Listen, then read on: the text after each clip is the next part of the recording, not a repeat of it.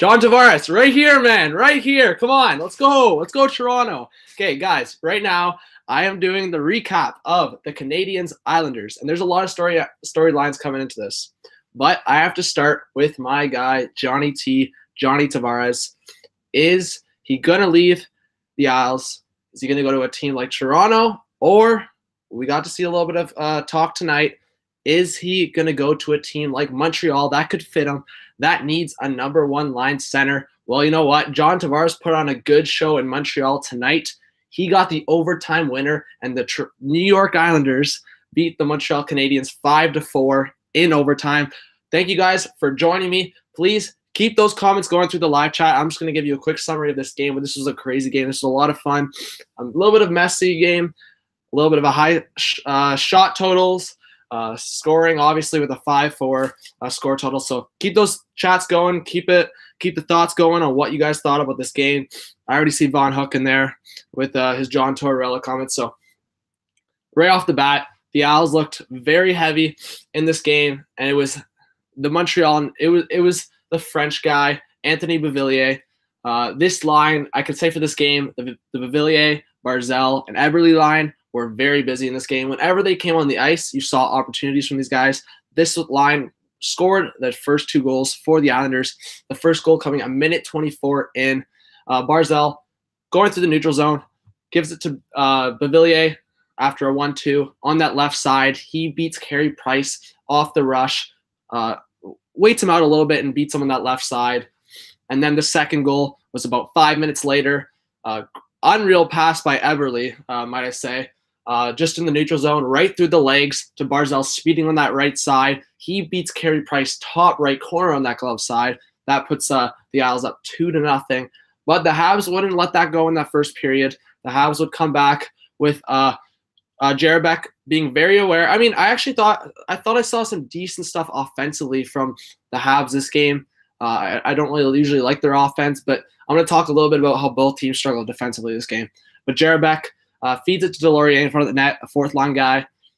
He very patient because he knows he has time. Beats Thomas Greiss just with the backhand forehand action just over that pad. And then it was Paul Byron who scored the second goal to tie the game. I don't know what Thomas Greiss was doing on this. I don't blame him too much because there was a little bit of a screen. Schlemko shoots it on the net, hits the backboards, comes out. No one knows where the puck is at this point, except for Paul Byron. He puts it in the back of the net. Greiss didn't even know what happened. It's a 2-2 game going into the second period. I can say for sure in that first period, there was way too many opportunities for both teams. I'm going to talk a little bit about how the Islanders were very opportunistic in the way that the Habs had a lot of opportunities but couldn't finish, where the Islanders would just counterattack, get an opportunity to score. But the first period was very back and forth. Both teams had a lot of opportunities. So like I said, thank you guys for joining me again. Keep those comments going. I'm just going to quickly go through that second and third period. And I just want to put this in your heads. Comment what your thoughts on this. The Habs had 56 shots, guys, and they still lost this game. A little crazy. But anyways, that second period, again with the Barzal line. This guy Barzal, 3 points again tonight. You saw it in my summary. He's unstoppable at this point. He gets an assist on Adam Pellich's goal. It was basically an Eberle pass to Barzal. Barzal tries to pass it back across to Beauvillier, but the defenseman deflects it. It goes back to Pellich with the shot past Carey Price for a 3-2 lead for the Isles. And then shorthanded. This was just Alex Galchenyuk has a very high offensive IQ.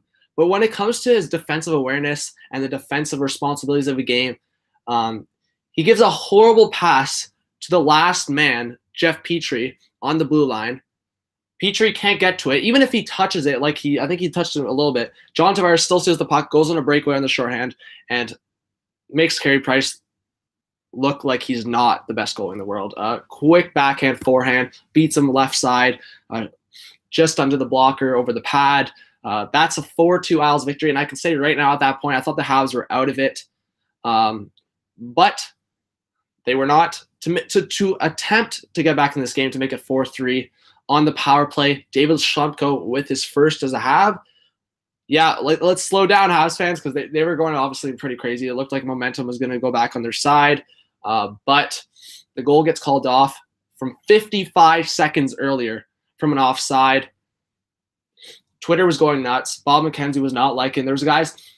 It didn't look like the offside was that conclusive. Was a skate off? That's what they had. That's what they looked at. But at the end of the day, 56 seconds, 55 seconds, whatever it was, in the end, before they reversed the call, turn it over with the coach's challenge, obviously from Doug Waite, and they reverse the call. Habs go back down to only 2 goals, still down 4-2. But in that second period, the Habs would not be done.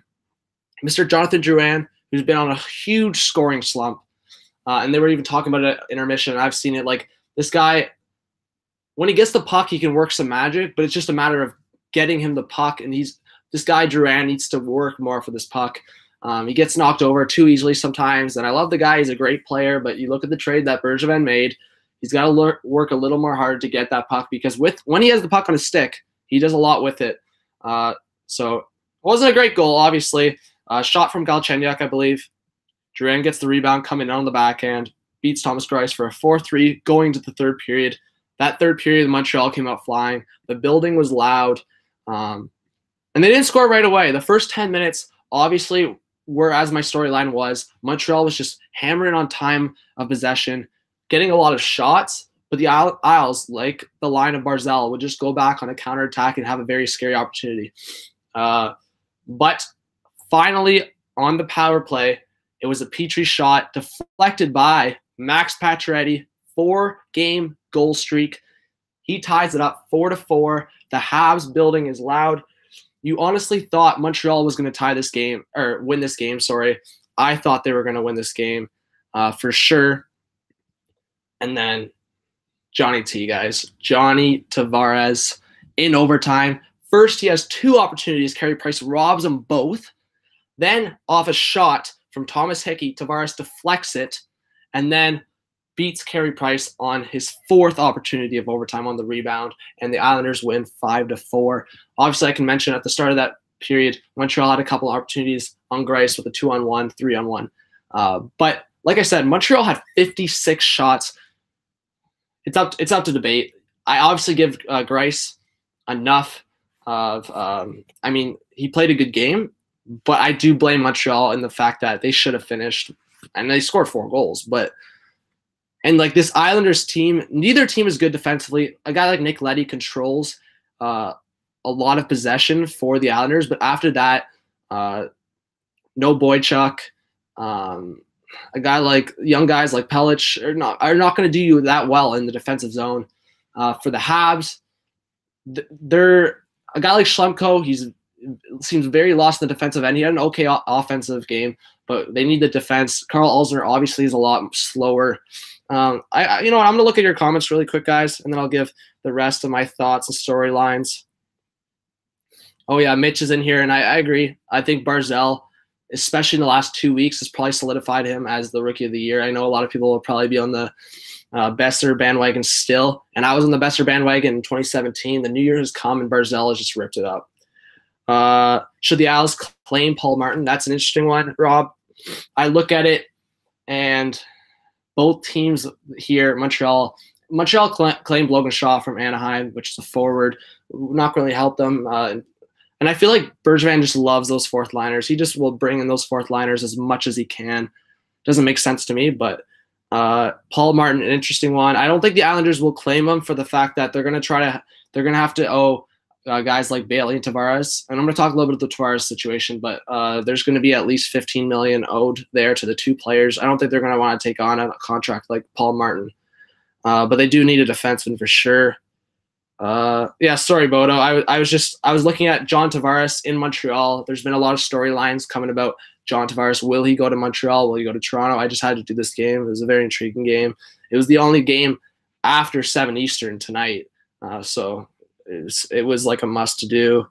Islanders should call up Christopher Gibson. I think it comes down to, I don't think Halak and Greiss can do it anymore. It's up to you guys. I want to hear what you guys think. Sorry. Evander Kane to the Sharks or Blues. Interesting. I could talk a little bit about that. Yeah, keep the comments going. I'm just going to quickly talk about the Tavares situation, guys. So with John Tavares right now, there's a lot of stuff, and I've heard some rumors. I've talked to people. John Tavares has his girlfriend, I think, in the Oakville area. So that's why there's Toronto stuff going on. Be close to his family, be around his girlfriend a lot more. Montreal's not that far, 4 hours, 5 hours from Toronto. So really, those are the two biggest teams, I would say, if he was to leave the Isles. Right now, he's saying he doesn't think of any other team than the Isles, but I think he's more saying that because he doesn't want to talk contract in the season. So right now, if you ask me, I think there's a big chance because unless the Isles make the playoffs, then a lot changes. But if the Isles miss the playoffs again, and Toronto and Montreal are knocking on the door, honestly, I think if Toronto would push for Tavares, I think it could happen. I'm not saying that just because of a Leafs fan. I'm saying if Toronto would want to make it work, I think there's an opportunity there. But I think at the end of the day, right now, if we looked at the best fit, it would be Montreal because of the big hole as the number one line center. Sorry, I couldn't speak. But Tavares right now, that's why they're talking about it. It could go to Montreal. Obviously, that would kill me as a Leafs fan, but it's very possible.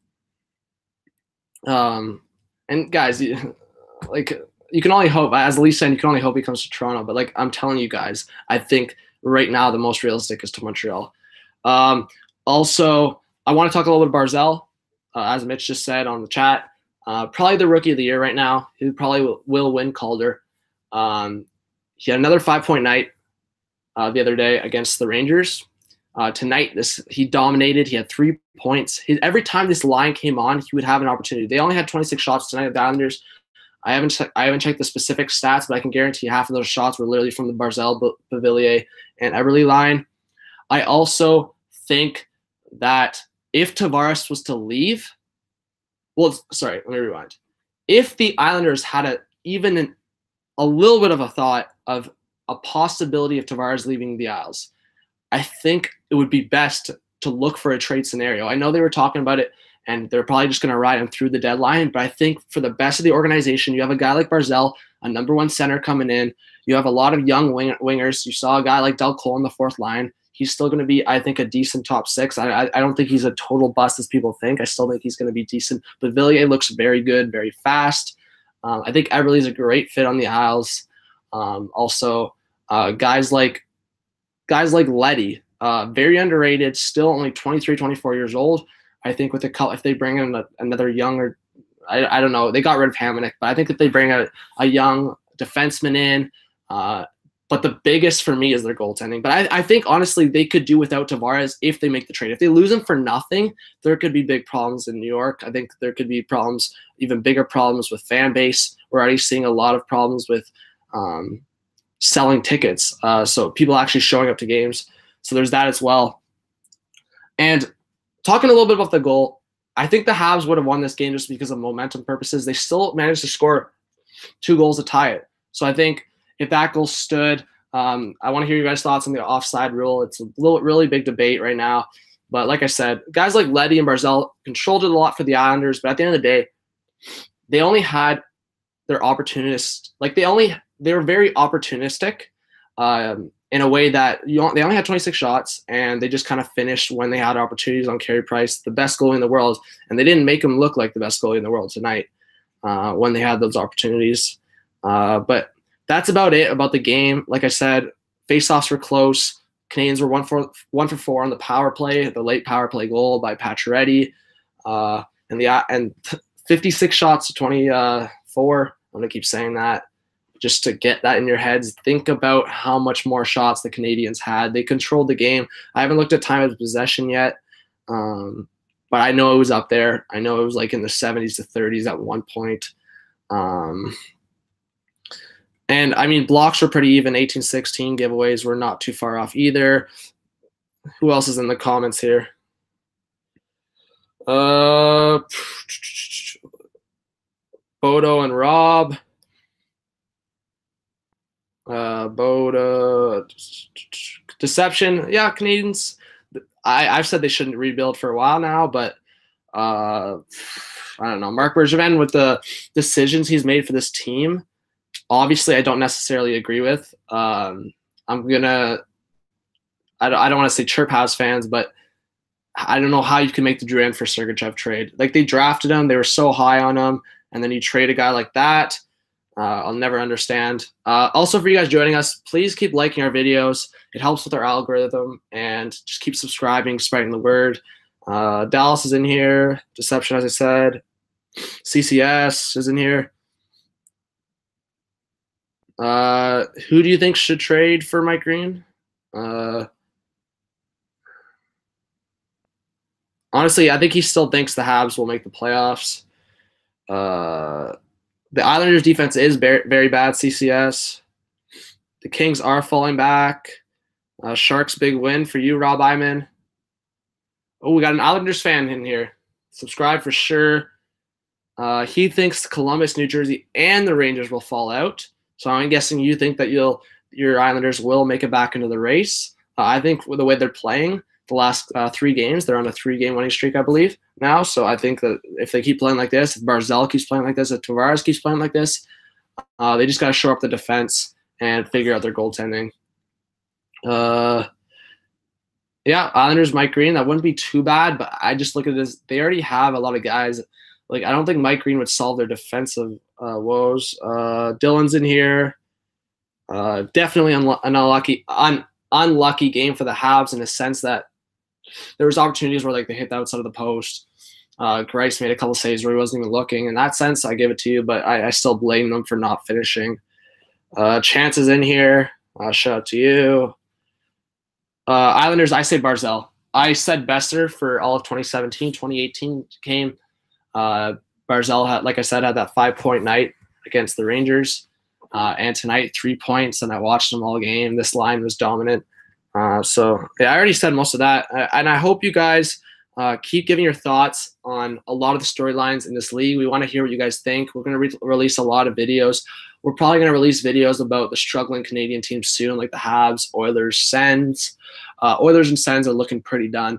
But I want to hear what your guys' thoughts after the video. Comments. Are the Habs done? I think they're done. But it's all up to opinion. I look at this Habs team. Very big holes in defense. I feel really bad for Carey Price. Offense, obviously, with 56 shots tonight was a little crazy. But I don't think that's going to happen very often. Unless Max Pacioretty heats up. He's on a 4-game goal streak. It could happen if guys like Drouin. This is the other thing I want to talk to you guys about. So a lot of people in Montreal and close to the situation are saying, and like I said in my opinion, that Freddie Anderson should have made the All-Star game over Carey Price. And a lot of people close to Montreal are actually acknowledging that they would have rather seen Brendan Gallagher in the All-Star game because of how consistent he's been on this team, how he's been probably their best player. Claude Julien moves Brendan Gallagher down to the 3rd line, Hudon and Byron up to the 2nd. So I also want to hear your thoughts on that. Has Gallagher been a big snub and kind of mistreated in Montreal? Because that's kind of developing as a conversation now. Because if you watch this guy, he's been the most consistent. And he's not my biggest fan, but you can realize him watching him. And especially in that 2nd period, I saw him when they were down by 2 goals. You saw Gallagher being one of the more energetic guys. And I'm sure he's the leader in that locker room. So I don't doubt about that. BLV actually has a meeting. So I'm going to wrap this up with your comments one more time. Who has the best line in the NHL right now? New York Islanders fan asks. I want to say the easy answer of Kucherov, Stammer, and Nemestikov. You could also say when Scheifele was healthy, it was the Wheeler-Scheifele, Kyle Connor line. Tavares and Bailey duo is definitely something. Right now, if I talked about 2018, honestly, I'm not even lying. The Barzal, Bolivier, and Everly line has actually been ridiculous the last 3 games. They've looked like a top line, like ridiculous. I think that's about it for lines. Like a lot of I look at like a lot of other lines. It's just kind of duos. Like I could say Tavares and Bailey have been ripping it up, but that's not really like their line has been dominating. Anders Lee's been good. I guess you could say that they're a complete line. I think honestly at the end of the day, Tavares is feeding a lot Lee's goals in this year. I give him credit still for finishing, but And shout out to Rob Iman. He'll start his buyer sellers, he says, next week or Friday. I mean, they could put Chimera on waivers, but I think he's been pretty useful for them this year. Brings a lot of speed. And yeah, if Crosby and Kessel were together, and I said that on yesterday's recap, go check that one out. If Crosby and Kessel were together, that would be a really scary line. I know they struggled when they first got Kessel, but I don't know why they wouldn't just try it again. Mike Green to Dallas, that's interesting. Klingberg's their #1 right defenseman, but I know they need some other defensemen there. Sergachev is killing it in Tampa Bay. Also, guys, comment, who do you think should be the fill-in for Hedman for the All-Star game? Right now, my 3 picks would probably be Sergachev, McAvoy, and Riley. Up to you guys, what you guys think. And my favorite team is the Leafs. So, guys, that's it for my video. Please keep subscribing and spreading the word. Isles fan, I know you're in here. We will do and Boda was saying another Isles recap.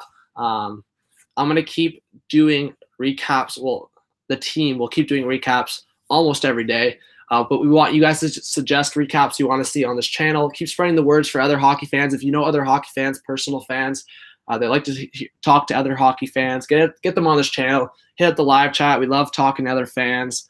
So Isles fan, Bodo, Rob Iman, CC. I can keep going with all you guys. Chris is in here. Go Bolts, he says. So just keep subscribing, guys. Keep spreading the word for this channel. We're trying to grow it. We're trying to grow it for the fans. We're trying to grow it for ourselves. We love hockey. So tonight I recap the Islanders Habs. We're gonna keep. I'll probably for myself. I'll probably recap the Blues Leafs tomorrow night. Maybe another recap from one of the other guys. But like I said, Habs with 56 shots, but they get the short end of the stick. The Isles, led by John Tavares, Matthew Barzal, beat the Habs in overtime 5-4. Johnny T rubs it in to Habs. Gives them a little bit of show as well. Beats Carey Price in overtime. So with 2 goals in the game, I add. So, yeah, no, like, just keep subscribing, keep spreading the word, guys. I just saw Robbie join us. How is Matt Martin doing? He's doing great on the beach on the bye week, but he's back now for the game tomorrow. So thank you guys again. I keep saying thank you because I love that you guys are here. I love that you guys have subscribed. But we want to build this bigger for the fans. So subscribe, keep liking for our algorithm, and keep commenting your thoughts on all the storylines in the league, even after the video, so those comments can stay and we can take our time to respond to them. So have a great night. And Habs, are they going to rebuild? Are the Islanders going to make the playoffs? A lot of storylines. The Islanders come up top. Habs get a point, but John Tavares is the big storyline tonight. All right, guys, have a good night. Keep spreading the word for BLV NHL and spread the word. All right, guys. Have a good one. Peace. Peace out.